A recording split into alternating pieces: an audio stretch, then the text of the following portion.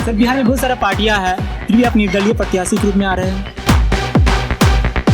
Sir ऐसे व्यक्ति को आप बताइए राजनीतिक पार्टी का जिससे आपको बहुत बड़ा प्रभाव पड़ा है जीवन में। सर आप किन्हीं 5 बिंदुओं के बारे में बताएं जो जनता को आप देना चाहते हैं अगर आपको जीत होती है तो।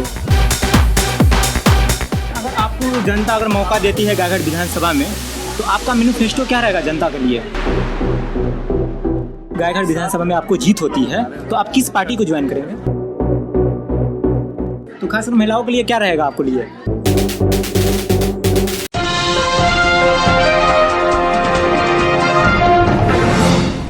नमस्कार, आप देखना शुरू कर चुके WCN.in। मैं आपके साथ हूं सज्जन।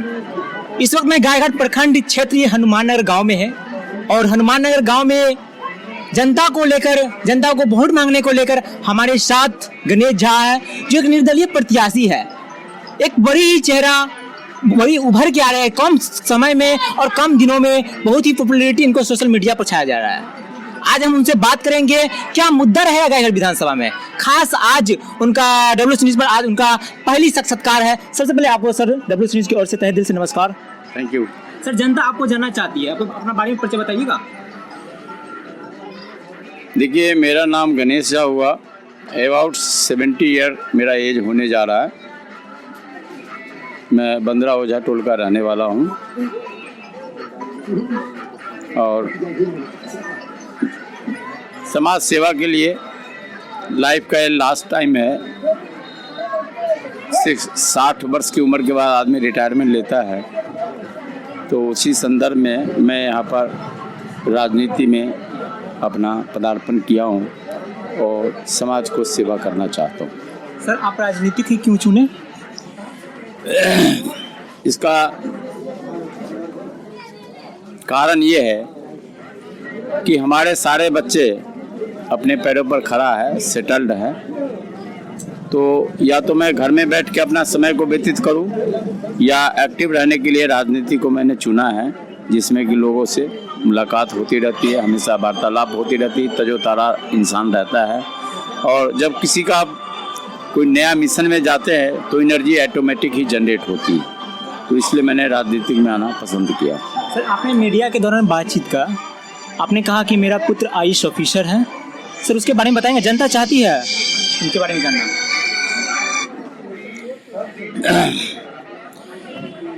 अब आपने क्वेश्चन किया है तो मैं अपना पारिवारिक परिचय ही दे देता हूँ। सिर्फ बेटा के बारे में, सारे हमारे जितने भी बच्चे हैं उनके बारे में बता देता हूँ।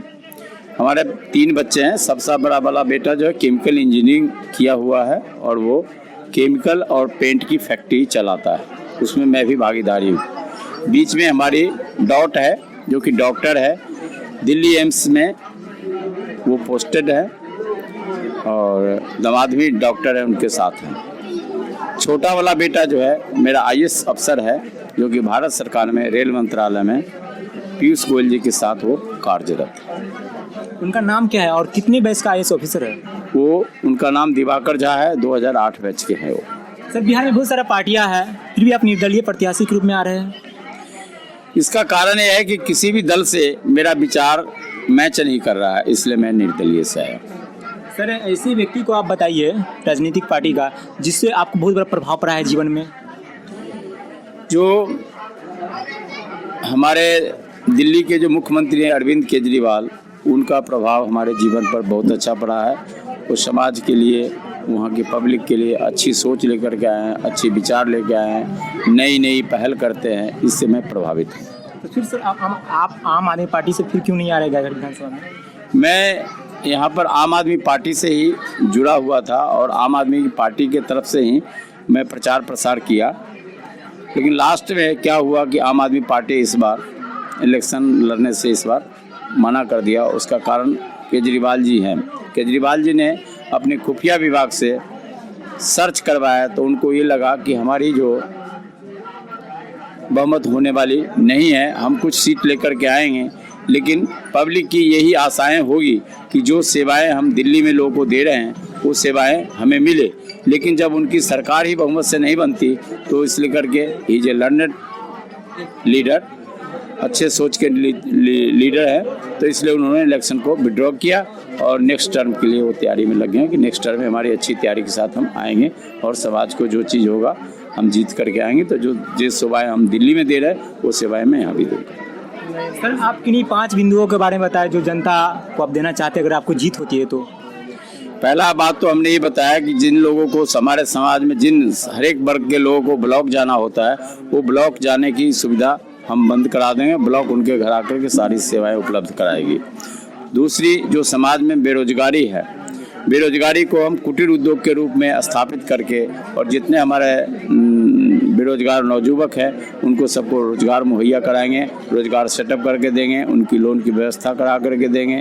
भारत सरकार की तरफ से स्कीम है कि मुद्रा लोन कोई भी ले सकता है जिसके पास सिर्फ आधार कार्ड की व्यवस्था हो। सर, अगर आपको जनता अगर मौका देती है गायघाट विधानसभा में तो आपका मैनिफेस्टो क्या रहेगा जनता के लिए? हमने जो दो मेन पॉइंट बताया उससे तो कहने को बहुत सारी बातें, लोग कहते हैं स्ट्रीट टाइल लगा देंगे, यहाँ तो कॉमन बातें हैं कि सड़कें बनवा देंगे, पुल बनवा देंगे, गड्ढा भरवा देंगे, दवा दारू की व्यवस्था कराते हैं, लेकिन सब कागजों में है, इसका कोई प्रैक्टिकल में एप्लीमेंट नहीं होता है। लेकिन मैं जो 2 बातें कहा हूँ वो हमें करने के लिए ना हमें, अगर मैं एमएलए बनता हूँ ना हमें किसी की परमिशन लेने की ज़रूरत होगी, ना किसी के सैंक्शन लेने की ज़रूरत होगा, हम उसको लागू करेंगे। सर, अगर आप गायघाट विधानसभा में आपको जीत होती है तो आप किस पार्टी को ज्वाइन करेंगे? ये तो बात का विषय है, जिस पार्टी से हमारा विचार मैच करेगा उसी से हम ज्वाइन करेंगे। अगर हमारा विचार किसी से मैच नहीं करे मैं निर्दलीय रहूँगा। सर, वर्तमान विधायक तो कहते बहुत कार्य किया है लेकिन फिर भी आप उनसे कुछ नहीं। कागजों में आप समाज में जाते हैं, समाज में पूछ लीजिए, जहाँ भी जाते हैं उनका कैसे स्वागत करते हैं। हमारे महिलाएं लोग झाड़ू से लेकर उनको स्वागत करती है, जो जेंट्स हैं नवयुवक हैं वो जूते का माला पहनाते हैं, तो काम तो यही दिखता है कि उन्होंने क्या काम किया है। तो खासकर महिलाओं के लिए क्या रहेगा आपको लिए? महिलाओं के सबसे पहले सुरक्षा रहेगी और महिलाएं जो बेरोजगार है उनको हम रोजगार में भी इन्वॉल्व करेंगे। और सर, एक अंतिम सवाल मैं आपसे पूछना चाहूँगा, खासकर गायघाट विधानसभा जनताओं के लिए आप क्या मैसेज देना चाहेंगे?